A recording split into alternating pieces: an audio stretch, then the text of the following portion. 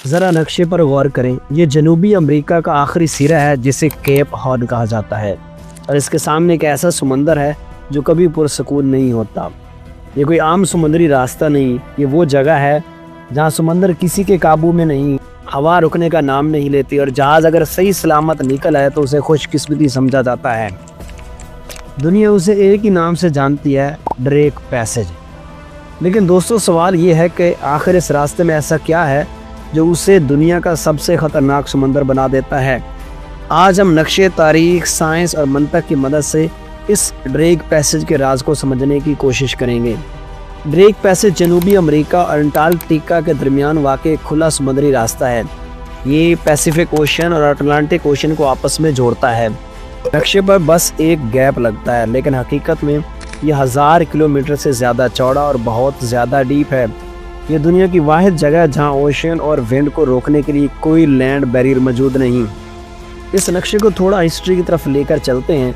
16वीं सदी में एक इंग्लिश एक्सप्लोरर था जिसका नाम था फ्रांसिस ड्रेक। उसका जहाज जब इस एरिया में स्टॉर्म में फंसा, तब इंसान को पहली बार अंदाज़ा हुआ कि जनूबी अमेरिका के नीचे कोई लैंड नहीं बल्कि खुला समंदर है।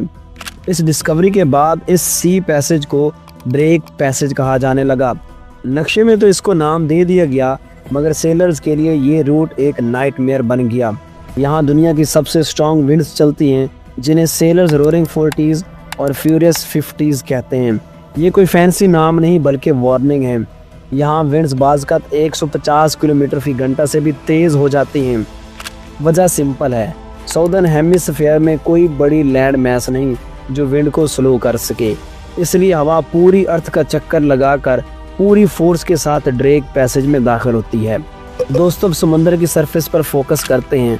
फिजिक्स के लिहाज से यहाँ 3 चीज़ें इकट्ठी होती हैं: स्ट्रॉन्ग विंड्स, ओपन ओशियन और एक्सट्रीम डेप्थ। इस कम्बिनेशन की वजह से यहाँ जायंट वेव्स बनती हैं। ये वेव्स अक्सर 20 से 50 मीटर तक बुलंद हो जाती हैं, यानी एक 4 मंजिला इमारत जितनी।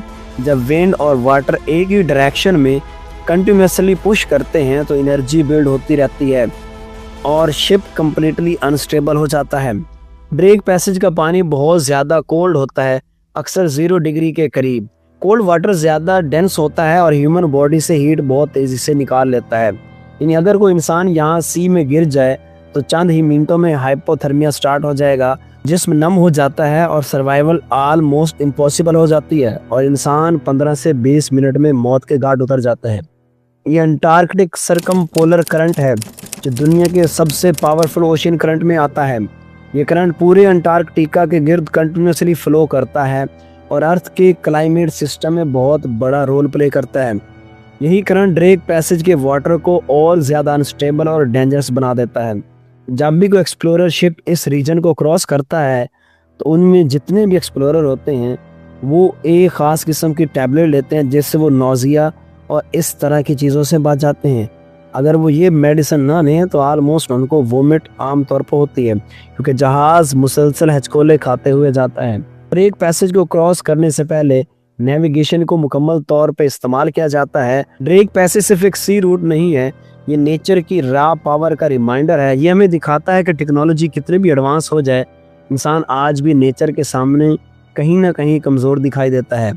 दोस्तों, अगली बार जब आप मैप पर जनूबी अमेरिका और अंटार्कटिका के दरमियान ये एम्प्टी स्पेस देखें तो याद रखें ये एम्प्टी नहीं है, ये आज भी एक्टिव है, और एक्टिव के साथ साथ ये डेंजरस भी है, और यहाँ किसी भी जहाज़ के लिए गुजरना बहुत मुश्किल है।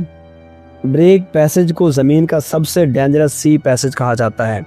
नाज़रीन, आप किसके बारे कह रहे हैं अपनी कमेंट लाजमी मेंशन करें। अपनी फैमिली का और अपने दोस्तों का बहुत ज़्यादा ख्याल रखें। मिलते हैं किसी नई अगली वीडियो में, तब तक के लिए अल्लाह हाफिज़।